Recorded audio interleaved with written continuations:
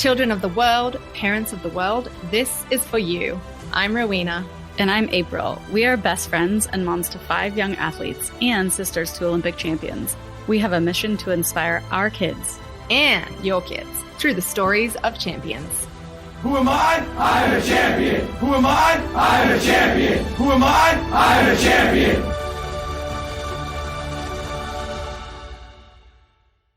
Hey, you guys, we're super excited to have Billy here. Billy is a big wave surfer who actually grew up in Maui, Hawaii, and now lives on the North Shore of Oahu with his wife, Tahiti, and their 4 amazing boys.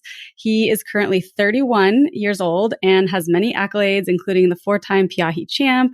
He has won multiple Ride of the Year awards, became the Big Wave Tour world champion, and has had many ups and downs and is unarguably a champion in so many ways. He also has a docuseries that you have to check out. It's called Billy. Welcome, Billy. We are so happy to have you today. You know, first and foremost, I'm honored to be on this and be able to speak to children and also just more importantly, the future. I was always somebody who had such good peers and mentors to look up to. And I think that's where so much is taken in as a child growing up around, whether it's professional sports in the ocean, on ramps, on fields, on tracks. It doesn't matter where you are, what you're doing. It's just truly surrounding yourself with the right people in the right community. It really, you end up being a product of them. And that's truly what I believe I am. And it took a while to find where I belong, but it was always just following what I love doing. And that was surfing bigger, heavier waves. And I was told by my parents to do this, do that, and just kind of continued doing what I wanted to do. And some years later, I'm in a pretty good place. And I'm very, very proud of all of my accomplishments.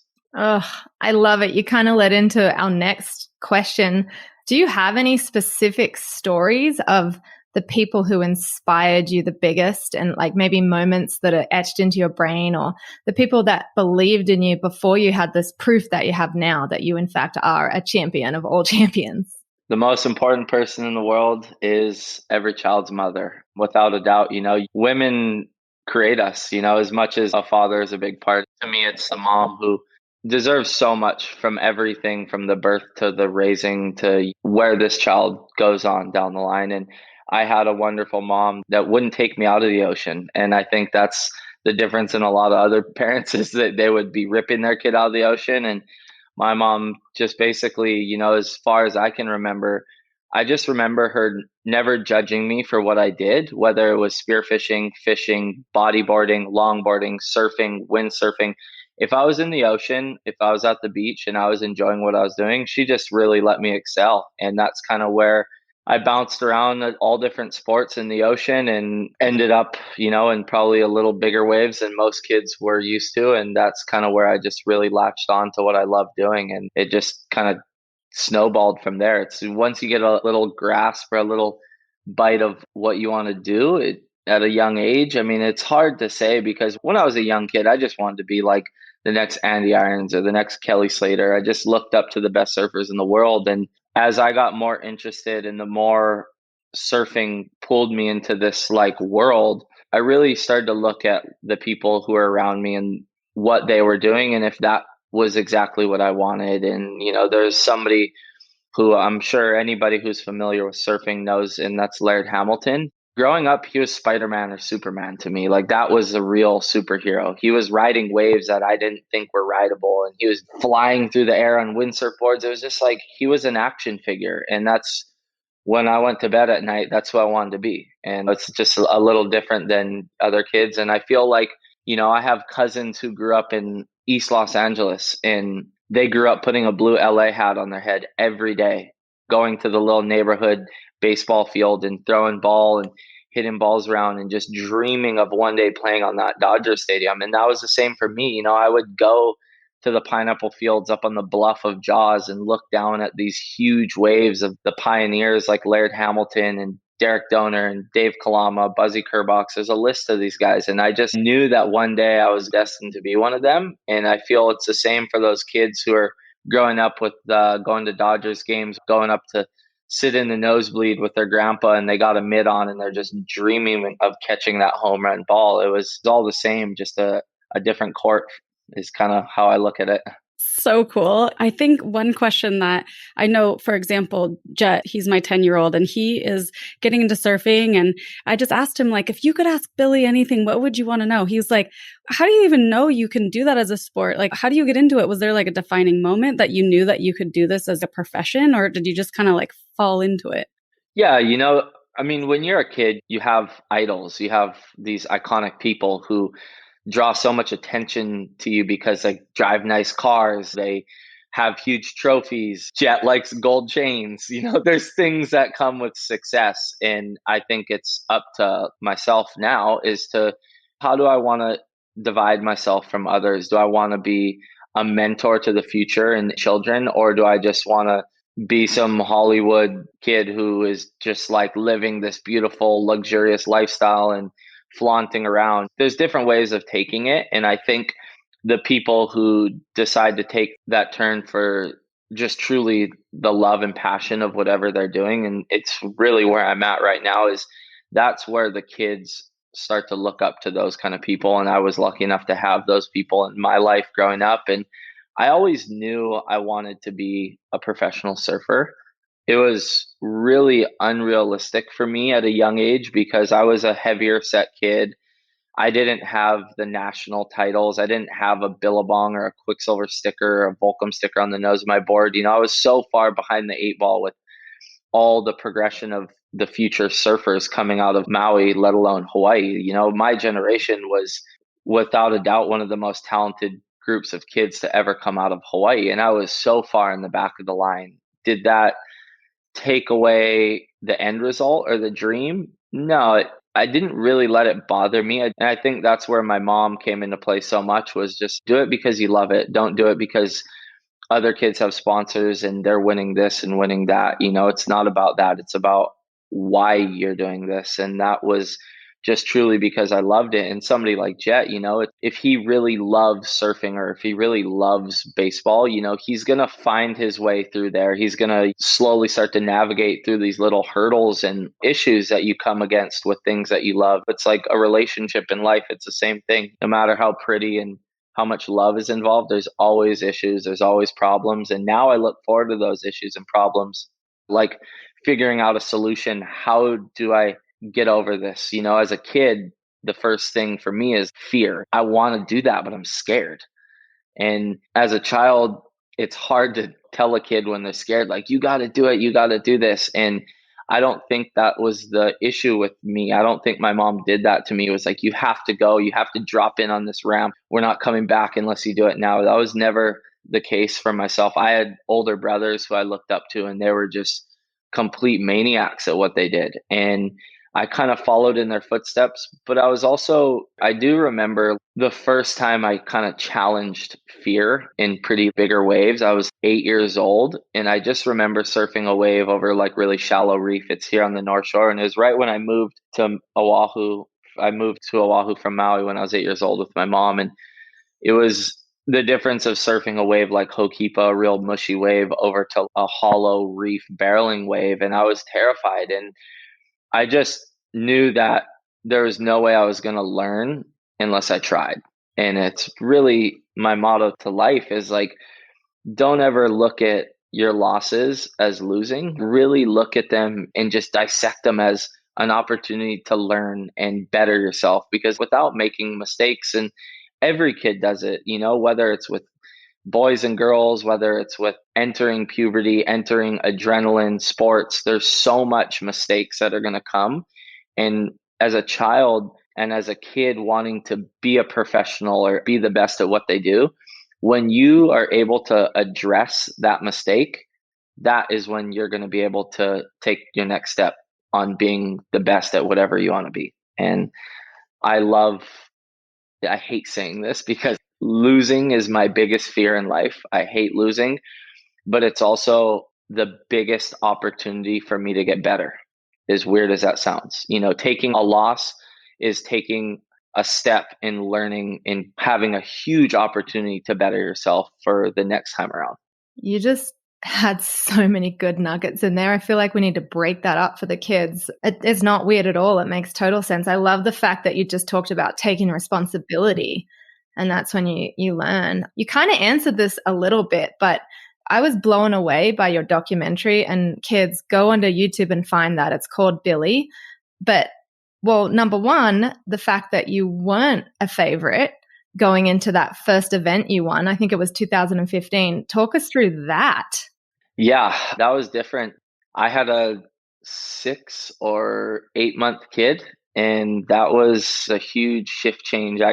I remember in the summer literally having a child being like, I don't know what to do. I'm 25 years old. I just had a kid. I'm not making 6 figures a year yet from my sponsors. Like, I'm struggling. And now all of a sudden I have a kid to take care of. And it was utilizing my strengths outside of what I do in the water to really just propel me and mentally position myself in a place where I felt unbeatable. And that's using your roadmap of what you went through in life. And for me, my map of life is probably much easier than a lot of people and probably much harder than a lot of people.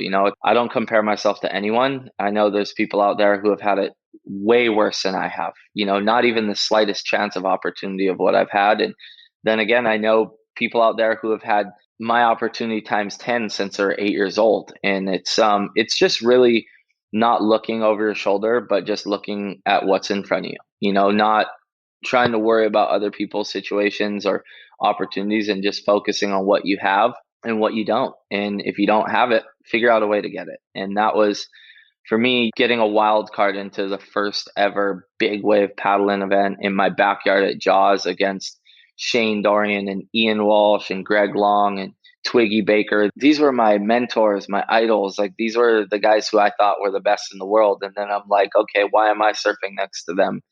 And utilizing my life of trying to dig deep and understanding that I lost my brother when I was 8 years old, and I looked at my brother as a much more talented and gifted athlete than I ever was. And it's just moments like that where I look at them, just seeing there's people out there who don't have this opportunity. If I have an opportunity, why can't I maximize it to the full potential? It's like, my brother's not here, but I am. So let's give everything I have plus whatever else I have in the tank for the people who don't. And it's weird. I almost compete better or have more motivation through other people and not through myself.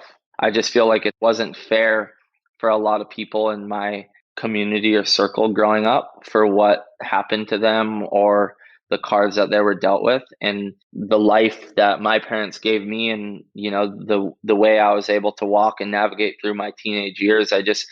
I feel like that event was such a huge opportunity for me to do it for my brother, for my family, for the people who had helped me get to that point. Because in my mind, I knew that this was just the beginning, but at the same time, it was like, whoa, I'm for the first time in my life on the biggest stage I've ever been on. So I better not let this opportunity go to waste. Well, what's amazing about that is you probably didn't even realize it at the time, but what you've done with how you've dealt with that is not just motivating for yourself, but what other people can see now, and how many people you've inspired to say like, hey, yeah, things are going to be rough sometimes, but you can choose two different paths and choose the better path. So I love hearing you tell that part of the story.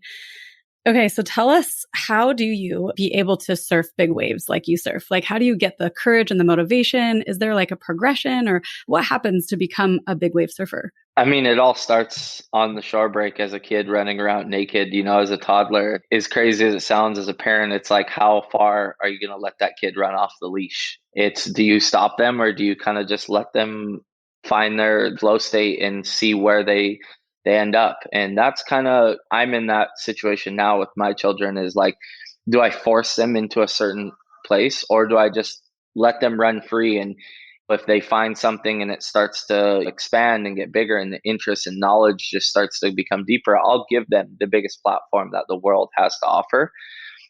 I think it's the same thing for me. It was just being at the beach as a young kid, having an unbelievable community of talented up and coming surfers. For me, it was Kai Barger, Dusty Payne, Nalu Wallace. It's crazy. There was Matt Miola. There were just these list of unbelievable surfers growing up out of Maui.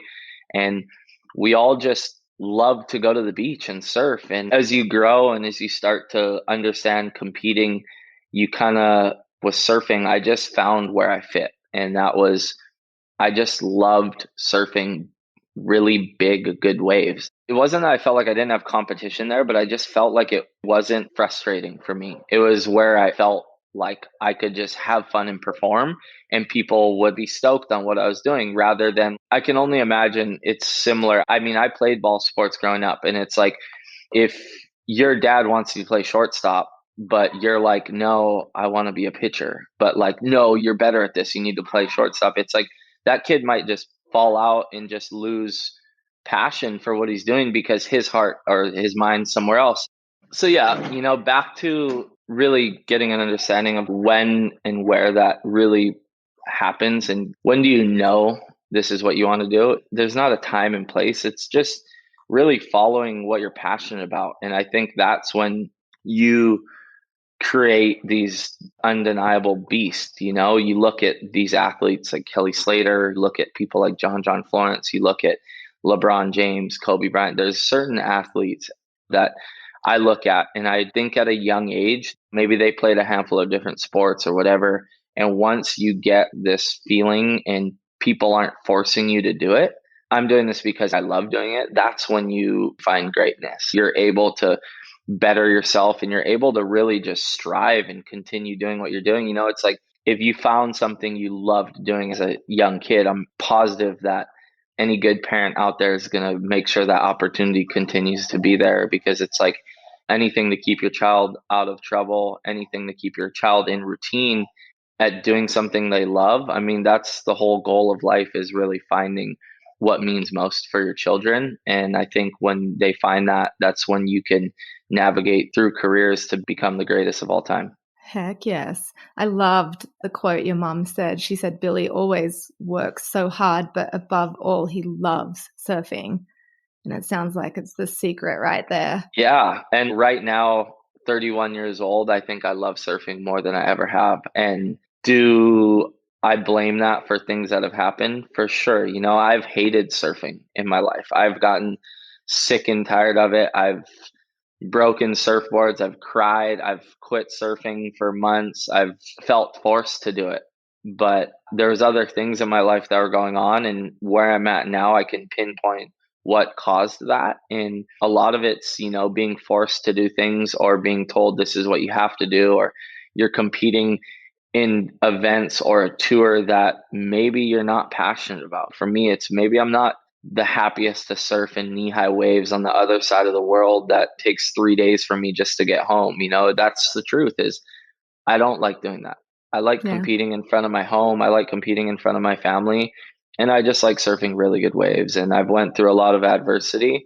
That's just really showed me what life is about. I feel like a reborn kid again, just scratching the surface of what's possible. I'm just having so much fun with every day I'm going surfing. And now it's like, whether it's 2 feet or 100 feet, I just really am enjoying everything about it. I'm finding new things that I can better myself. And I'm also doing it with my children too. There's just so much fun things that are revolving around my career in surfing that I couldn't paint a better picture to be where I'm at right now. I love it. The people who know and love you, they say that you are the master of taking the good, but also the bad and the ugly, the adversity, and really shaping it into motivation for you. I'm guessing by this age and all that you've been through, you've come up with some mindset rituals, maybe. Is there anything you can share with the young ones to help them? Because everyone's different, right? But in creating something around mindset for themselves. Yeah, there's so many different little tools and keys to competing. I mean, some people say that routine is bad. Some people say that superstition is bad. Some people say it's great. I find myself in all different places with that stuff. Something that actually, I was in a place in my career a few years ago where I felt like I could build and better myself. And that was with just on what I ate. And for coming from a surfer, that's not something you hear too often, like a surfer working with the nutrition, cutting weight, watching their weight. Where is their weight performing at the best? What kind of food are they putting in their body? And I started working with Matt and Sheree Chan, who are probably, is some of the most well-respected nutritionists in all of sports, and they really helped dissect that. And from there, from nutrition coaching, they kind of came into a mental strength coaching and prepping my mindset because, as I got to know them, they started to hear and know a lot about my family and a lot about what went on in my childhood. And I have haunting images that come and talk to me every day. I just came back from surfing 30 to 40 foot faced waves in Mexico. And after my injury a year ago, I'm really putting my body to test. And I have like these horrible thoughts running through my mind of my legs snapping in half and my career ending before I'm paddling out there in the morning at 6 a.m. And there's things that I've learned over the years that really help me get through little moments like that. And the simplest thing, and I think this is so powerful for children and young kids who just they question themselves before game day, or they look at another kid maybe better than them on the team. It's not about somebody else. It's about you and what you have to offer for that day of your sport, your career, whatever you're doing. And for me, I just write down my answers have stayed the same for 4 years now. And it's just the simple things of a couple things that really fire you up. Just 4 things, you write them down on paper, the littlest things. Like for me, one thing is I will fight and I'll never give up, just like my mom. The second thing is I'm here to take over, not to take part. I'm not here to play a bunch of games with people. I'm here strictly for myself. Write down a few little things. I tell myself these 4 things every time before I enter the water. If there's any doubt, anything, and it's, when the opportunity presents itself, I overcome and I conquer. Mother Nature never repeats itself. And that's something that I've learned with surfing is don't let opportunity slide. And, whether it's a kid being scared of hitting a baseball from a fast pitcher, of just understanding there's no fear in speed, of just understanding like I'm going to swing no matter what. Whether I miss or I hit it out of the park, I'm going to take a swing because that's physically all I can do. And I will practice that swing 100 times before I get to the plate. And I think it's just a really simple thing for children or kids who are battling fear, adrenaline, competition, stress at home. There's little things that kids can write down. And whether, I would say it's just something so simple. Take the time and write 3 to 5 things that really just fire you up. And every time you're challenging yourself or you're putting yourself in harm or whatever that situation is that you're scared of, stand up straight, stand up like you're about to be the champion of the world and say it in your mind with body language that's winning language, not slouching over with your head down, making sure no one's looking at you. Stand up, look at your field, look at your court, look at your ramp, your ocean, whatever you're performing on, and say it with pride and joy, and just have an understanding that I'm here for the right reasons, not the wrong. Oh my gosh, I feel like you're speaking our language. This is amazing. Mic drop. I know, right? Well, the name of this podcast is a affirmation. I am a champion, because we really believe in affirmations. So that was amazing.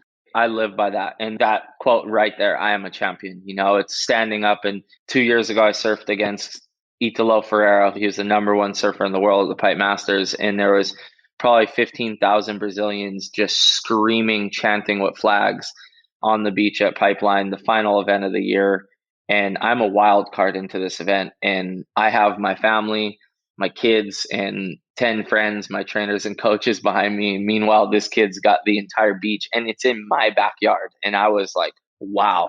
I felt the pressure on me to arise. And just the simplest thing of telling myself, I don't care how good he is or how much people he has. Like deep down inside, I believe I'm a champion. I believe I can beat him. I will beat him. And it's just telling yourself repetitively, convincing, it's visualizing and manifesting, as crazy as it sounds, to me has been the key to my success. And it's just really understanding that, when I go to sleep at night, when I do something that my trainer wants me to do that I hate doing, similar to a kid practicing after school, when he's done with his homework, like, hey, let's practice this. And he might not like it then, but it's understanding and visualizing maybe this 100 swings at that fastball is going to mentally prep myself for the kid who has the fastest pitch in the little leagues or the fastest running back in the little junior football teams. It's all just understanding and practicing and visualizing, making sure that your practice meets your visualization and your manifestation. to where it becomes like a formula. That's what I try to do, is create formulas that are a formula that's basically aimed towards an end result, put it here and create something, a bunch of stepping stones on how to get there. It's not about that end result. It's really about each step in how you get there. And I think that's where these kids, they can't take it. They can't take understanding that the wins and the success don't come with a bunch of walkthroughs. It comes with hard times. And if it's the one thing I can tell every kid, and I tell my kids this every single day, if your homework is easy, if surfing is easy, if your friendships are easy, then you're not doing anything right. Everything you're doing in life right now is not right.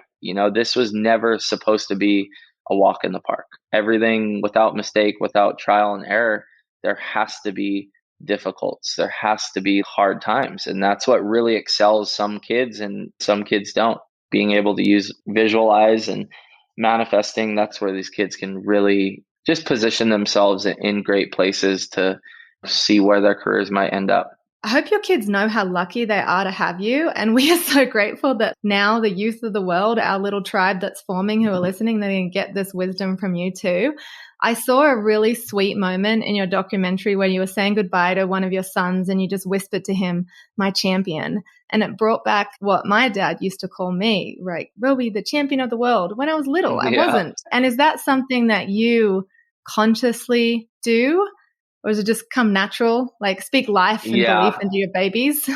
I mean, I know exactly what you're talking about. I was talking to my youngest son, Lion, and he, through the birth of him, it wasn't perfect. And he fought for his life at one point. And it's just giving somebody that little, like, oh, I'm a little champion. My kids see me hold up big checks and big trophies and my friends carrying me up the beach. And I don't know if they understand. I'm still trying to have to tell them, when I'm surfing, I'm working. This is my job.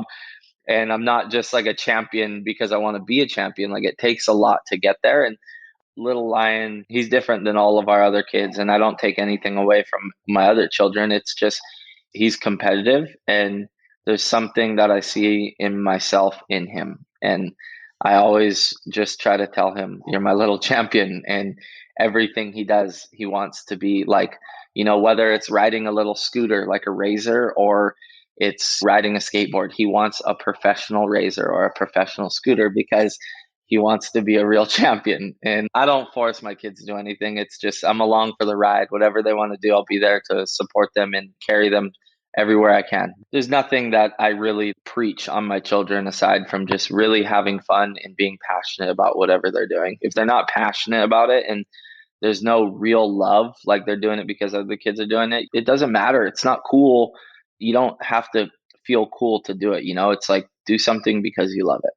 Oh my gosh, so great. Actually, this is a great time to ask you, just talking about champion, what does champion mean to you? Like your definition of what a champion is. A champion is somebody who's going to keep coming back for more. There's so many different people and athletes who I look up to in life. I look up to people like Kobe Bryant, people who they take a loss and they come back and they win. And it's being able to, there's so many different definitions or visions of the word champion, but I definitely don't think of the word champion as the guy who's standing on the podium with the big check or the big trophy. That's definitely not what any kid should think of as being like, oh, that's a champion. Yeah, that year they were the champion, but the overall champion, the overall greatest of all time, look at Michael Jordan. Did he have an easy upbringing? No. Did he have to work for everything beyond? He put in more work than anyone. And that's the similarities of Kobe Bryant. I feel like he drew so much off MJ, and it's crazy. I don't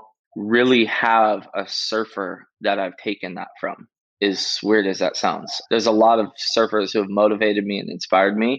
But as far as the definition of what I saw and visualized of being a champion, it was just somebody who did it because they love it and went out there, and you could see that they're enjoying what they're doing. And that was something my mom would remind me of no matter how scared I am of you when you're surfing Jaws, when I see you on a wave, you seem like you're more connected than when you're at home dealing with your kids. It just seems like everything's meant to be once you get to that point. Getting there might be very difficult, all the bumps and bruises and sacrifices you have to make to getting there, but it's just enjoying and really just loving what you're doing at the top. That's what a champion is the people who are having the most fun and able to learn from their mistakes and keep coming back for more. That's who the champion is. Ooh, I love that. You make me feel a little bit better about my parenting. It's been our mantra ever since they were little. Hill dolls never give up. Just never give up. I'm working on the more fun part. So thank you. That's what it's all about, is having fun. Yeah, that's my word this year, right, April? Billy, if you could mentor your 10-year-old self, like if you could go back and just look into his eyes, knowing what you know now about your journey, the ups and downs, like what would you tell that little guy? Oh, it's probably crazy. Never give up, right? Like you just told us. Yeah, if I could go back, I've lost a lot of people who, still to this day, just it makes it hard for me to wake up and continue doing what I'm doing so happily and proudly. But at the same time, it's also given me a responsibility to continue doing it because they're not here to have the opportunities that I have. And I wouldn't change as far as adversity. Yeah, I would take away the losses that I had lost from my family. But as far as I think having a hard time and having to navigate and find my path is what made me who I am.